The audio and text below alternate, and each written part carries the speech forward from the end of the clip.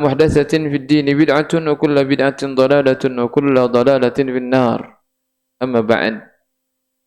Hadirin yang berbahagia yang dirahmati oleh Allah Subhanahu wa taala. Alhamdulillah kita memuji Allah pada kesempatan sore hari ini atau siang hari ini Allah Subhanahu wa taala memudahkan kita untuk melaksanakan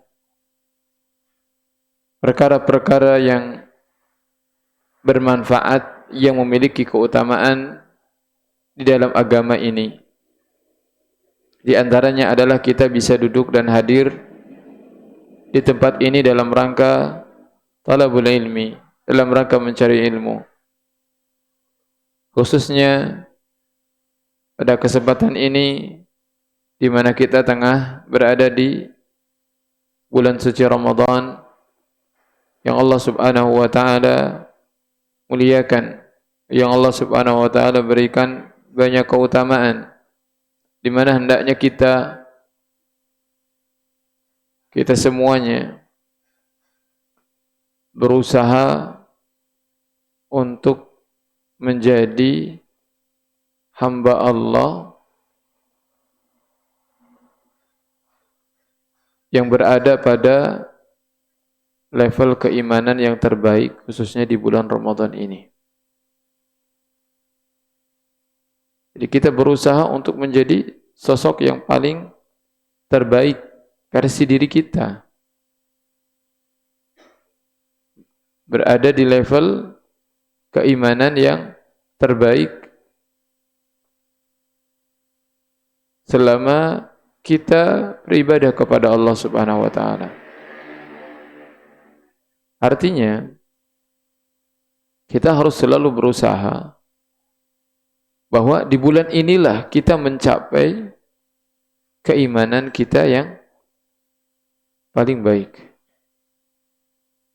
yang paling besar. Dari mulai salatnya,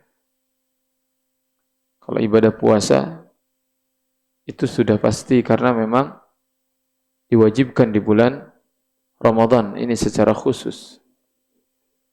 Tapi ibadah-ibadah yang lain kita lakukan juga di bulan-bulan yang lainnya seperti tilawatul Quran, seperti sedekah misalkan. Maka tilawatul Quran kita harus berbeda dengan tilawatul Quran di bulan-bulan yang lainnya. Sedekah kita juga harus berbeda dengan sedekah yang kita lakukan di bulan-bulan yang lainnya. Kenapa? Karena kita berusaha untuk menjadi pribadi yang berada di level tertinggi, terbaik di bulan Ramadan ini. Ya artinya, jika misalkan kita di bulan Ramadan, kita mampu bersedekah senilai 100.000, oh berarti sedekah terbanyak dia itu selama hidup dia itu ya 100.000. Itu maksudnya menjadi tolak ukurnya. Karena terkadang kita sebetulnya mampu, namun kita tidak melakukannya, padahal kita mampu melakukannya. Dan jika kita ingin melakukan hal tersebut, maka lakukanlah di bulan ini, di bulan Ramadan yang memang Allah Subhanahu wa taala lebihkan daripada bulan-bulan yang lainnya secara keutamaan. Jadi kalau misalkan kita salat sunnah sekian di bulan Ramadan, oh berarti selama ini level keimanan kita itu ya di sana.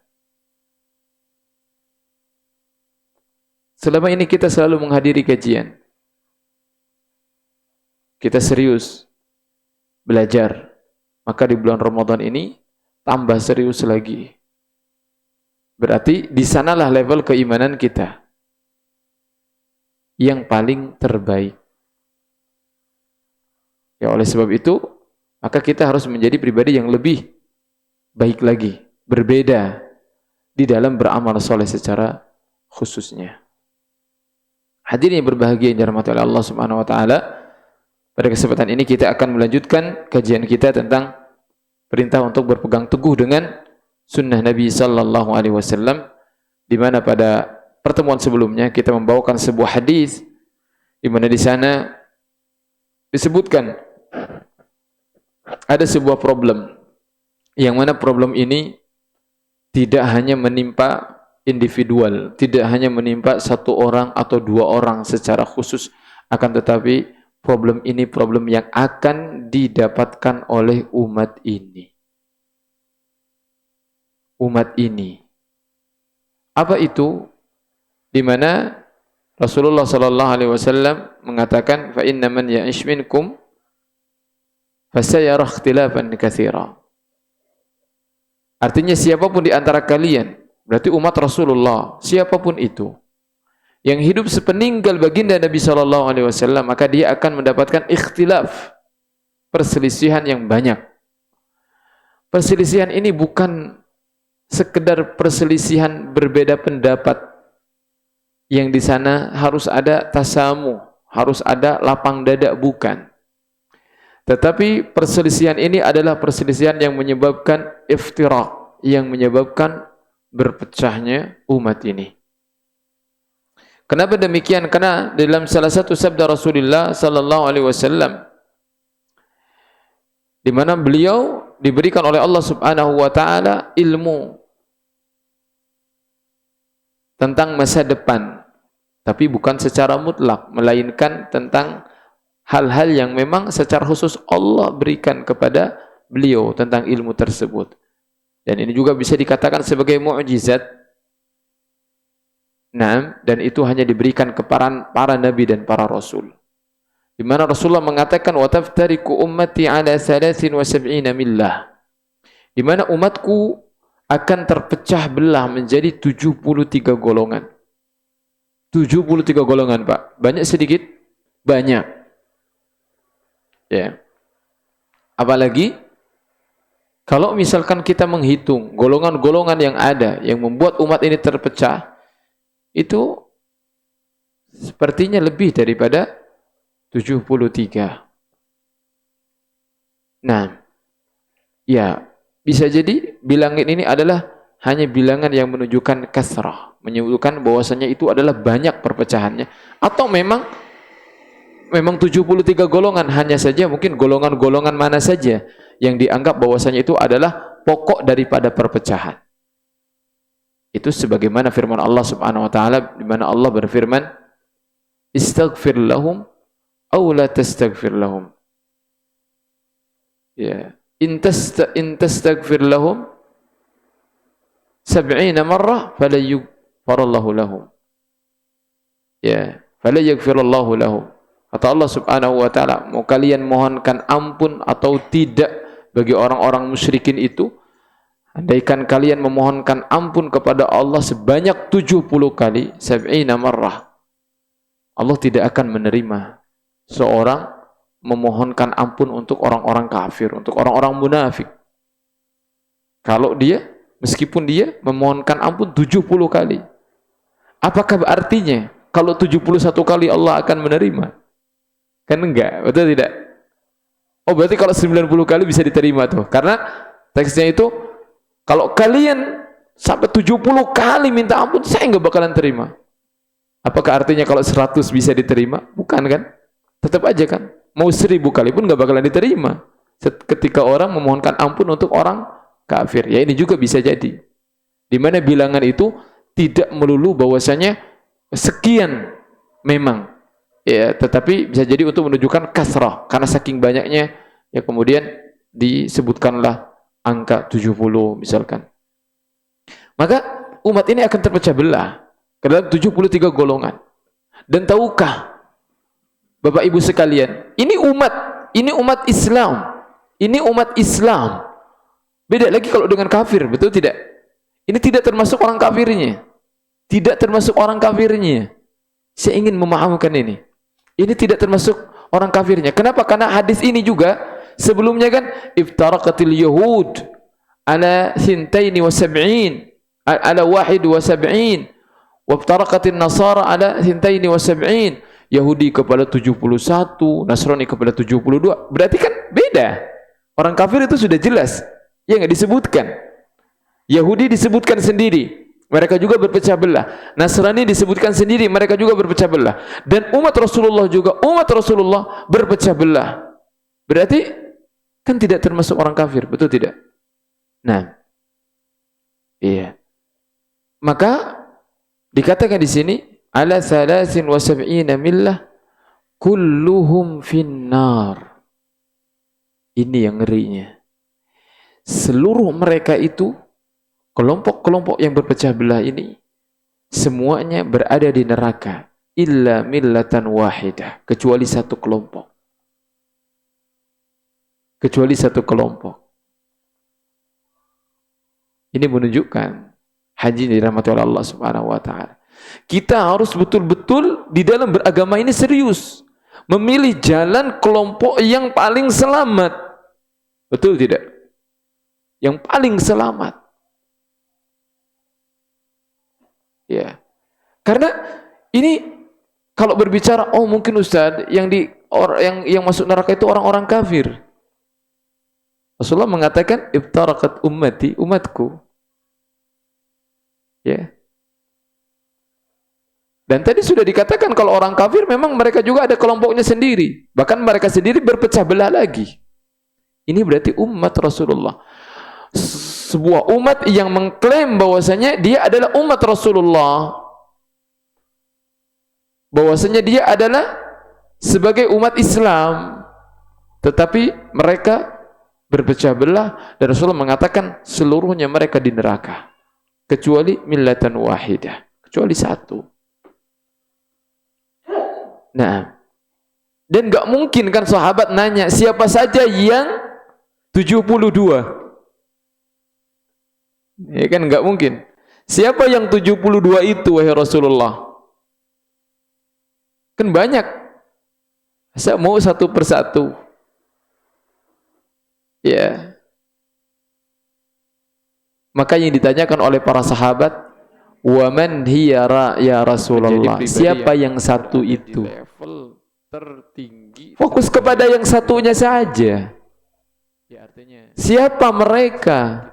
Yang selamat itu siapa? Bersedekah senilai. Nah, karena kalau kita fokus kepada umat-umat yang menyimpangnya, setiap zaman akan bertambah penyimpangannya, betul tidak? Setiap zaman. Ya. Rasulullah SAW kan begitu. Uridatil fitan ka qita'il lail. Ya. Seperti potongan malam fitnah itu. Kan ka ardil hasir udan. Ya seperti apa namanya? Seperti karpet itu. Ya. Atau yang diurai satu demi satu. Fitnah itu sangat banyak sekali. Nah, wal akhiratu syarrun minal ula. Bahkan yang terakhir itu fitnah yang datang berikutnya itu akan selalu lebih buruk daripada fitnah sebelumnya. Kita ingin melakukan hal tersebut, maka terus akan tajaddud fitnah itu. Akan banyak terus silih berganti berdatangan. Maka kita diberitakan untuk fokus kepada satu. Siapa? Kelompok yang selamat itu. Wa man hiya ya Rasulullah? Siapa dia? Kelompok yang mana itu yang selamat? Maka Rasulullah mengatakan qala ma ana alaihi wa ashabi. Ini jelas sekali, gamblang sekali. Bahwasanya kelompok yang selamat itu adalah ma ana alaihi, yang aku berada di atasnya, atas ajaran tersebut. Wa ashabi, dan sahabat-sahabatku. Sekian di bulan Ramadan. Ya. Jadi bukan aku dan umat yang akan datang di tahun sekian, bukan. Ya. Atau generasi 10 setelahku, misalkan. Enggak. Tapi yang Rasulullah jadikan standar kebenaran, keberhasilan, keselamatan adalah beliau dan juga sahabat-sahabat beliau. Sahabat. Kita kan bertanya, kenapa harus sahabat? Kan begitu. Kenapa yang dijadikan patokan keselamatan ini, jalan yang harus kita sempuh adalah jalannya para sahabat? Kenapa? Harusnya orang kan pengen tahu. Bapak Ibu sekalian harusnya kan pengen tahu kenapa para sahabat. Kenapa enggak misalkan kiai-kiai, ustadz-ustadz yang hidup di zaman ini? Kenapa? Baik lagi, berbeda. Tanpa kita lihat sahabat mau amalin apa, yang penting kiai-kiai, ustadz-ustadz di zaman ini ya udah kita ikutin mau gimana pun mereka. Kenapa? Enggak Rasulullah katakan adalah ya ustadz-ustadz yang hidup di zamannya misalkan. Enggak. Tetapi yang dijadikan standar, patokan keselamatan seseorang adalah ajaran beliau sallallahu alaihi wasallam dan juga sahabat-sahabatnya. Ajaran sahabat-sahabatnya. Ini sangat masuk akal sekali kalau kita berbicara tentang keselamatan. Di mana yang hidup bersama Rasulullah adalah para sahabat. Yang beriman di zaman Rasulullah adalah para sahabat. Dan yang meninggal dan sezaman dengan Rasulullah, melihat Rasulullah meninggal di atas Islam, merekalah sahabat. Dan merekalah yang diperintahkan di sini untuk diikuti. Kenapa? Karena maksud hadis ini, ketika yang selamat adalah satu, yaitu para sahabat, berarti pertanyaannya kita mau ngikut yang mana? Tentu kita mau ngikut yang selamat. Kalau kita mau selamat, yang kita ikutin siapa? Yang kita ikutin siapa? Sahabat. Makanya salah kalau orang ada yang mengatakan begini, semuanya kaum muslimin yang mengaku Islam adalah ahlu sunnah wal jamaah, semuanya mengikuti para sahabat. Kalau begitu berarti nggak ada perpecahan, betul nggak? Betul nggak? Berarti hadis ini nggak berlaku. Kalau semua kaum muslimin yang ada di muka bumi ini semuanya mengikuti sunnah Rasulullah, semuanya adalah benar. Apa hadis ini terus gimana? Kita memahami hadis ini gimana coba? Terus juga nggak berlaku juga akhirnya hadis ini. Toh kalau semuanya akhirnya semuanya adalah mengikuti Rasulullah. Hadis ini disampaikan oleh Rasulullah menunjukkan akan ada perpecahan. Dan setiap orang akan mengklaim bahwa mereka lah yang paling benar.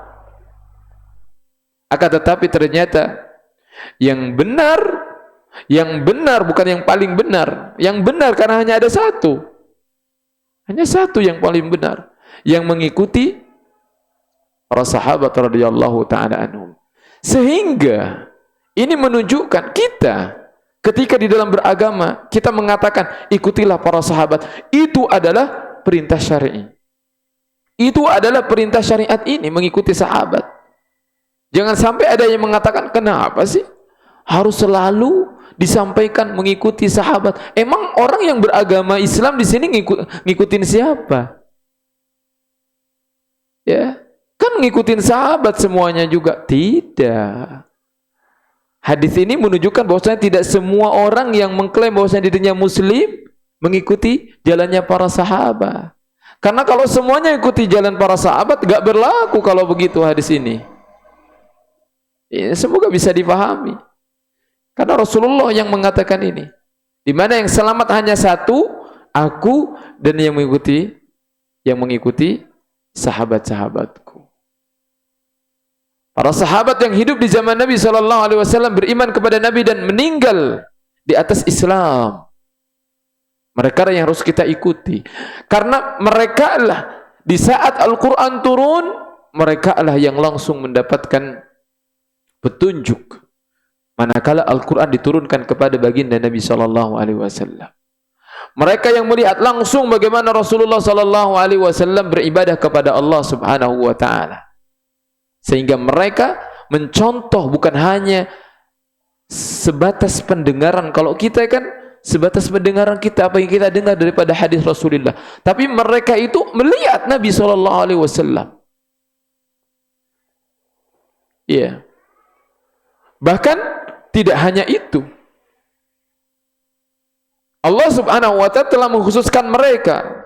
Radhiyallahu anhum wa radu'an. والسابقون الأولون من المهاجرين والأنصار والذين اتبعوهم بإحسان رضي الله عنهم ورضوا عنه. Oh Ustaz, kita juga semuanya diridhoi. Kalau kita semua umat Islam diridhoi oleh Allah dengan segala macam pemahaman mereka, apa keistimewaan ayat ini? Kembali lagi biar kita paham. Apa keistimewaan ayat tersebut di mana Allah meridhai para sahabat? Kalau semuanya juga toh diridhai, apa keistimewaannya? Paham tidak? Berarti kalau para sahabat memiliki keistimewaan diridhai oleh Allah Subhanahu wa taala, kira-kira kita mau ngikutin siapa ini? Mau mengambil jalan yang lain atau jalan yang memang sudah pasti benar? Kenapa? Diridhoi oleh Allah Subhanahu wa taala. Menunjukkan ada jalan-jalan yang tidak diridhoi oleh Allah Subhanahu wa taala. Ada ajaran-ajaran yang tidak diridhoi oleh Allah Subhanahu wa taala. Ya. Makanya ketika kita mendapatkan perselisihan, apalagi perselisihan yang membuat iftiraq, maka solusinya adalah fa'alaikum bisunnati, kata Rasulullah. Hendaklah kalian berpegang teguh dengan sunnahku, wa sunnatil khulafa'ir rasyidin al-mahdiyyin, dan sunnahnya para khulafa ar-rasyidin yang mendapatkan petunjuk. Itu solusinya. Nah, iya. Kemudian mungkin orang akan mengatakan, iya, saya juga kembali kepada sunnah. Kan begitu ya? Hari ini saya juga kembali kepada sunnah. Berarti kita harus sepakati sebetulnya bagaimana orang itu kembali kepada sunnah itu. Gimana sebetulnya? Kembali kepada sunnah adalah seseorang mencukupkan diri dengan jalan, dengan ajaran yang ditempuh oleh para sahabat. Itu kembali kepada sunnah. Karena kalau tidak seperti itu, tidak guna ucapan kembali kepada sunnah itu. Betul tidak? Coba kalau kita misalkan saya kembali kepada sunnah, tapi ada beberapa perkara tidak diajarkan oleh para sahabat, tidak dilakukan oleh Nabi, tidak dilakukan oleh para sahabat, itu bukan kembali kepada sunnah namanya. Kalimat kembali kepada sunnah itu justru sebagai solusi, agar tidak ada perpecahan. Bagaimana caranya? Mencukupkan dengan apa yang diajarkan oleh Nabi dan para sahabatnya sudah. Itu akan jadi solusi. Tetapi kalau seseorang saya kembali kepada sunnah, tapi dia juga mengamalkan sesuatu yang tidak ada perintahnya, itu tetap saja akan menjadi problem, akan jadi perselisihan. Kenapa? Karena dia tidak totalitas mengikuti sunnahnya. Karena kata-kata kembali kepada sunnah ini memiliki tujuan, manfaat. Apa itu? Yaitu mencukupkan diri, mencukupkan ajaran ini dengan apa yang diajarkan oleh Allah, ya, melalui Rasulullah dan juga melalui para sahabat radhiyallahu taala anhum. Itu ya yang dimaksud kembali kepada sunnah. Kembali kepada sunnah. Sekali lagi, karena kalau tidak seperti itu, maka kembali kepada sunnah ini akan ya sesuatu kalimat yang kosong dari makna. Ya, karena apa fungsinya kembali kepada sunnah? Kalau toh kita masih mengamalkan ajaran-ajaran yang tidak ada perintahnya, yang tidak ada contohnya. Karena tidak akan menjadi solusi. Sehingga yang menjadi solusi adalah mencukupkan diri kita dengan sunnah Nabi SAW dan juga ajarannya para sahabat radhiyallahu taala anhum. Nah, ini kembali kepada sunnah itu. Apalagi tadi kita katakan bahwasanya kelompok yang selamat itu hanya satu. Tidak bisa masing-masing kepada sunnah, tetapi ketika di lapangan kok berbeda lagi. Jadi sunnahnya yang mana? Oh, kalau sunnah saya begini, sunnah Nabi saya kok begini, yang lain kok beda lagi. Itu berarti belum satu kata. Bagaimana caranya untuk satu kata? Iya, kalau caranya adalah dengan semuanya mencukupkan diri dengan apa yang diajarkan oleh Nabi dan para sahabat. Itu akan terjadi persatuan. Ya. Nah, itu yang pertama. Kemudian solusi yang kedua, Rasulullah sallallahu alaihi wasallam mengatakan, wa iyyakum wa muhdatsatil umur. Wa iyyakum wa muhdatsatil umur. Dan hati-hati kalian dengan perkara-perkara yang baru. Fa inna kulla muhdatsatin bid'ah. Karena setiap perkara baru ini dinamai dengan bid'ah, suatu perkara bid'ah. Wa kullu bid'atin dhalalah, dan setiap bid'ah ini sesat, kata Rasulullah. Ini Rasulullah yang mengatakan, setiap bid'ah itu adalah sesat. Maka kalau kita perhatikan, para santri sekalian yang dirahmati Allah Subhanahu wa taala, mungkin kita belajar akidah. Di dalam akidah, rukun yang pertama di dalam ibadah apa? Ikhlas. Gimana ikhlas itu? Ikhlas itu seperti apa? Ikhlas itu menyembah Allah Subhanahu wa taala. Betul tidak? Menyembah Allah Subhanahu wa taala. Apakah cukup menyembah Allah? Apakah cukup menyembah Allah? Tidak. Tetapi kita harus meninggalkan apa? Kesyirikan. Kan begitu? Betul tidak? Makanya perintah dalam Al-Quran itu kan wa'budullah, sembahlah Allah, menyembah Allah. Tapi apakah seorang itu cukup dengan menyembah Allah? Kan tidak. Wala tusyriku bihi syai'ah. Jangan kamu melakukan kesyirikan dengan siapapun atau dengan apapun, dengan sesuatu apapun, enggak boleh melakukan kesyirikan. Barulah namanya ikhlas, itu kan begitu. Barulah namanya ikhlas. Ya. Atau kalau misalkan belum paham. Nah, baik. Ketika ada seorang laki-laki mencintai seorang perempuan, taruhlah namanya adalah, mohon maaf kalau ada kesamaan nama. Ya, namanya adalah Zainab. Itu. Nah, apakah mungkin kita katakan bahwasanya dia itu adalah orang yang mencintai Zainab secara tulus, secara total, tetapi dia ternyata di samping itu masih mencintai Aisyah, misalkan. Misal itu. Kan kita sendiri memahami ya, kalau orang itu kalau mencintai secara total, ya satu orang aja. Kan gitu, nggak terbagi cintanya. Begitu juga di dalam kita beribadah kepada Allah, dikatakan ikhlas itu kita menyembah Allah dan menjauhi kesyirikan. Artinya jangan menyembah pada selain Allah, jangan beribadah kepada selain Allah. Sama dengan sunnah juga. Ketika seseorang itu dikatakan orang yang berpegang teguh dengan sunnah, maka artinya dia adalah orang yang menjauhi kebid'ahan. Jangan sampai dia melakukan suatu kebid'ahan namun dia mengklaim dirinya adalah ahli sunnah. Bagaimana?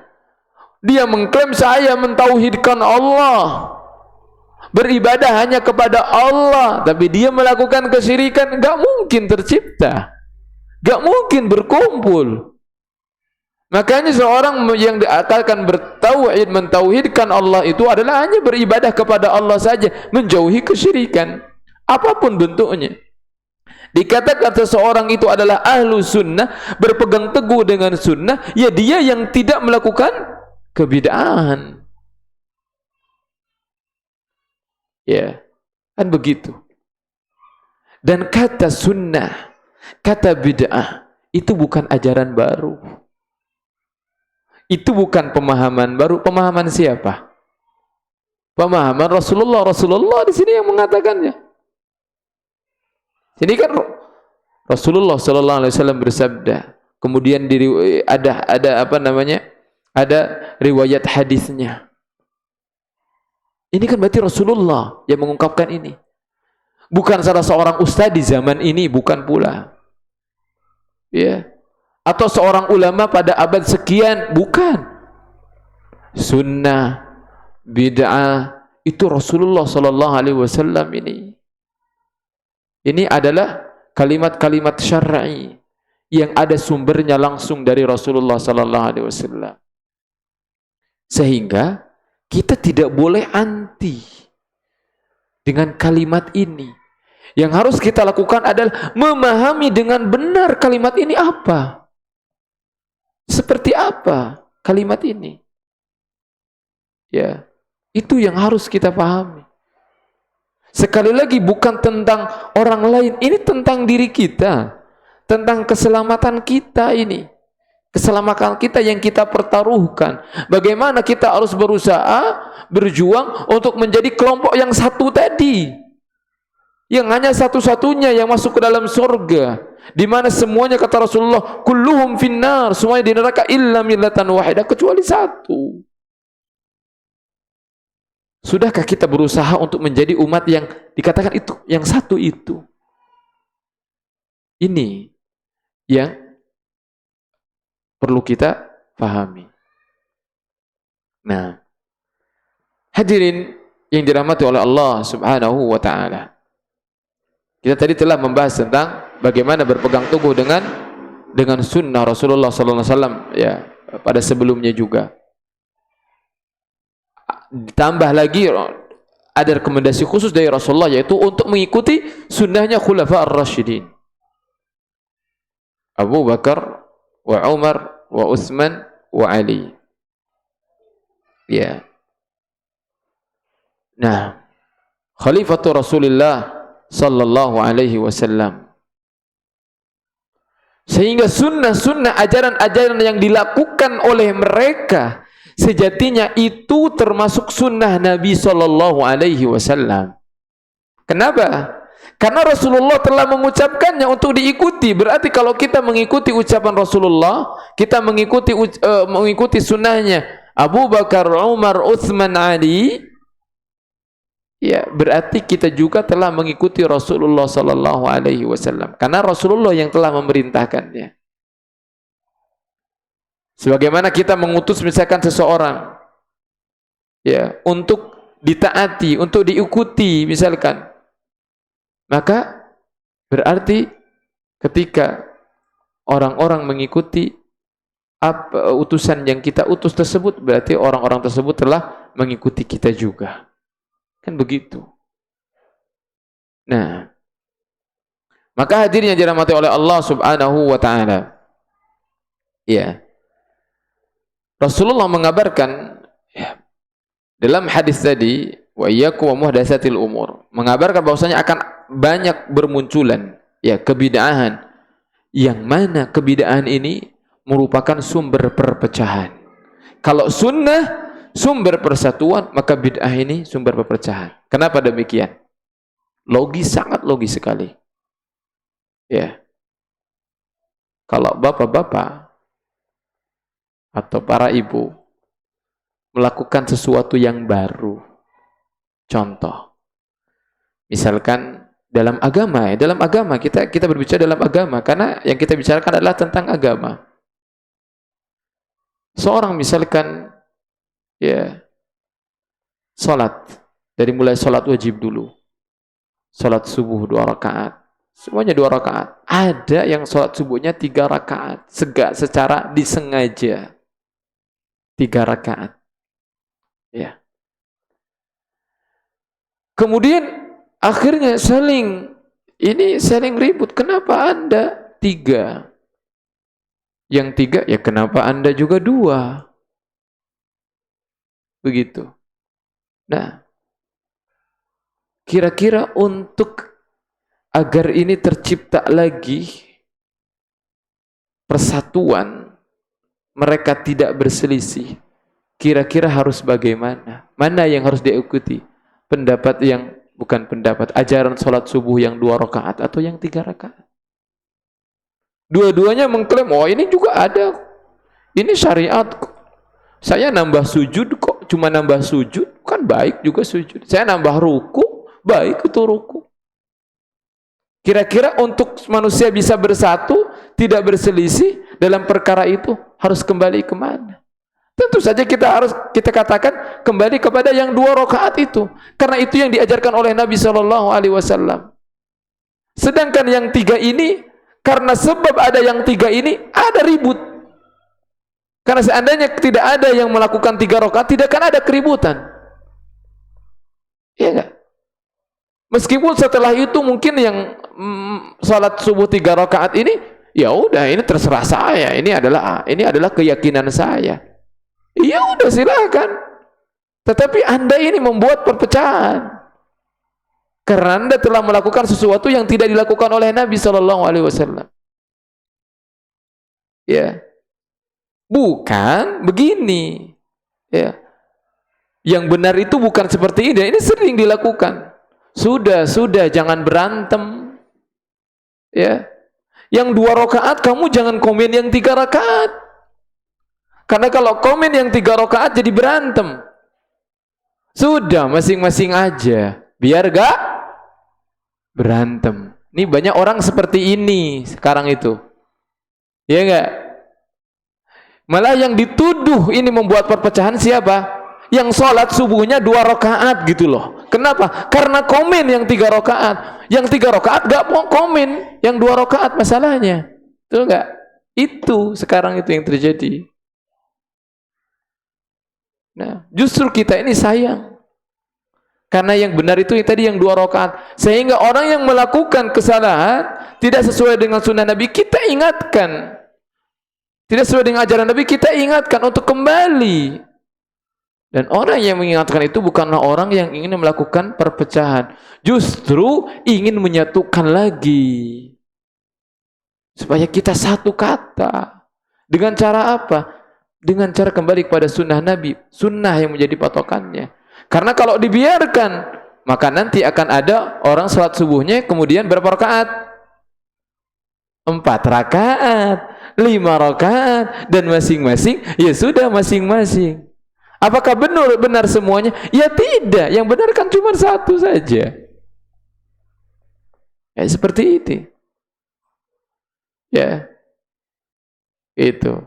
Jadi kita jangan sampai hanya terbawa oleh arus tanpa ilmu. Di mana orang sering mengatakan ketika diingatkan ini sunnah, ini tidak ada ajarannya, maka dia akan mengatakan, ya sudah, nggak usah komentar, nggak usah larang, biarkan. Ini gimana? Kalau begini berarti pecah namanya. Kalau ingin bersatu, kembalilah kepada sunnah Rasulullah SAW. Nah, dan kebid'ahan ini bermacam-macam. Ada bid'ah yang berkaitan dengan akidah, keyakinan. Ada bid'ah yang berkaitan dengan amalan. Amalan. Maka muncullah firqah-firqah, kelompok-kelompok yang menyimpang di dalam umat ini. Seperti misalkan Jahmiyah.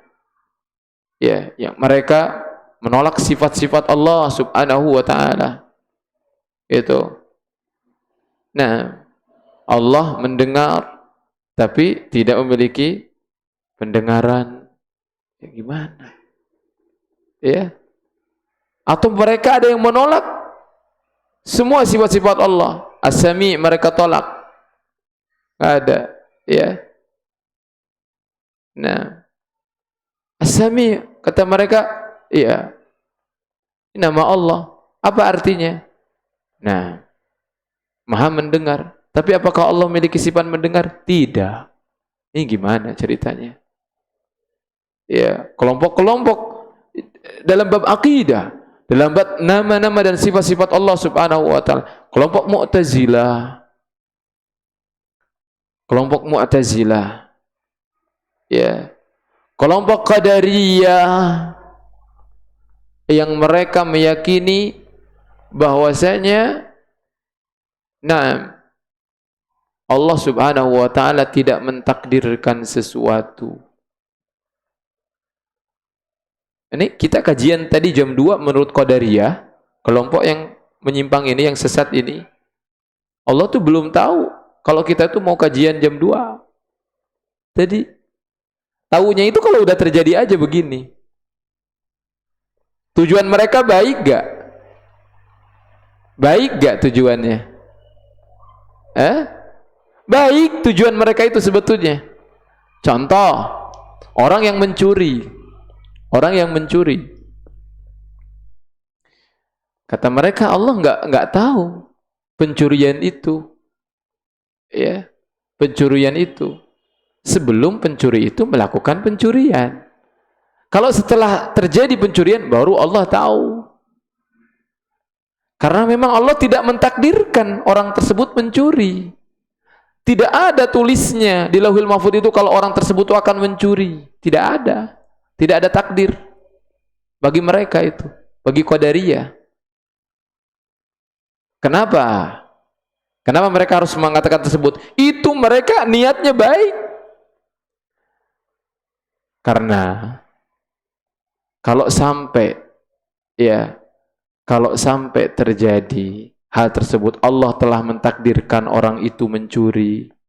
Terjadi pencurian, dan pencurian itu kan tidak disukai oleh Allah, ya nggak dosa. Kenapa Allah membiarkan orang itu berbuat dosa padahal sudah diketahui 50.000 tahun yang lalu?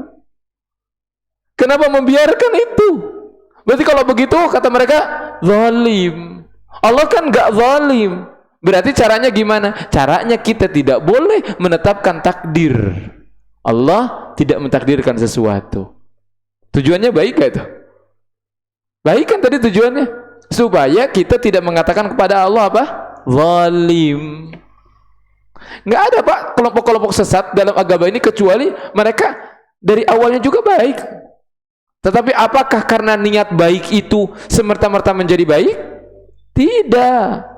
Tetap saja kalau itu menyelisihi ajaran Nabi, maka itu adalah menyimpang. Maka itu diancam oleh neraka. Ya. Dan tadi ancamannya neraka. Jadi kita jangan yang penting mah tuh Islam gitu. Yang penting muslim saja. Kan Rasulullah mengatakan juga di sini, umat Islam, umat Rasulullah itu berpecah. Semuanya di neraka. Berarti kan enggak semuanya masuk surga. Enggak semuanya masuk surga berarti. Berarti ancamannya neraka. Ya, oleh sebab itu kita harus betul-betul serius, sungguh-sungguh, ya, di dalam mencari kebenaran ini dan berpegang teguh kepada sunnah Nabi Shallallahu Alaihi Wasallam. Nah, ada Khawarij, ada Syiah, ada Murji'ah. Jelas Syiah yang membenci para sahabat Nabi Shallallahu Alaihi Wasallam. Padahal Nabi Shallallahu Alaihi Wasallam sudah mengatakan apa? Gimana tadi golongan yang selamat? Ma ana alaihi wa ashabi. Sahabat-sahabatnya. Bagaimana Syiah membenci para sahabat? Bahkan bukan hanya membenci, mengkafirkan para sahabat. Ya, itu. Syiah menganggap dirinya Muslim bukan? Muslim kan? Ya. Apakah setiap orang yang menganggap dirinya Muslim, ya kemudian berarti dia pasti selamat? Kan tidak. Karena yang menjadi acuan itu adalah bagaimana? Ya, bukti sikap dia, bukan hanya sebagai ucapan saja. Ya, ini belum firqah-firqah yang lainnya. Pemikiran-pemikiran yang muncul tidak ada di zaman Nabi Sallallahu Alaihi Wasallam hari ini tentu saja banyak sekali. Ya. Nah, maka hadirin yang dirahmati oleh Allah Subhanahu Wa Taala. Ya, dari sisi amalan pun juga banyak. Amalan-amalan yang tidak dicontohkan oleh Nabi Sallallahu Alaihi Wasallam. Ya. Nah, sebetulnya kita juga tidak perlu bertanya, amalan apa Ustaz? yang tidak dicontohkan oleh Nabi Shallallahu Alaihi Wasallam. Yang harus kita tanyakan itu adalah amalan apa yang dicontohkan oleh Rasulullah Sallallahu Alaihi Wasallam. Amalan apa yang dilakukan Rasulullah kita amalkan. Baru. Adapun tatkala kita tidak mengetahui kalau amalan itu tidak diamalkan oleh Rasulullah, ya kita tidak dibebani untuk mengamalkannya. Kalau kita tidak dibebani untuk mengamalkannya, kita tidak dibebani juga untuk bertanya, betul tidak? Apa amalan apa yang tidak dilakukan oleh Rasulullah? Bagaimana ini? Harusnya yang ditanyakan adalah amalan apa yang dilakukan oleh Rasulullah sehingga saya mau mengamalkannya. Kalau amalan yang tidak dilakukan oleh Rasulullah, tidak perlu juga kita pertanyakan, kita tanyakan. Karena memang kita tidak akan beramal kecuali amalan yang dilakukan oleh Rasulullah Sallallahu Alaihi Wasallam. Begitu. Nah, karena di dalam ibadah itu pada akhirnya kita tawakuf, berhenti. Apa tawakuf berhenti itu? Kita tidak akan melakukan sebuah ibadah kecuali harus ada dalilnya dulu. Dalil perintahnya. Dalil perintahnya. Ya. Enggak bebas dalam beribadah itu. Makanya kan kitabnya diturunkan oleh Allah, Rasulnya diutus oleh Allah, hadis-hadisnya pun juga demikian, bahkan hadis-hadisnya pun juga dibedakan oleh para ulama, diteliti oleh para ulama, ini yang sahih, ini yang hasan, ya.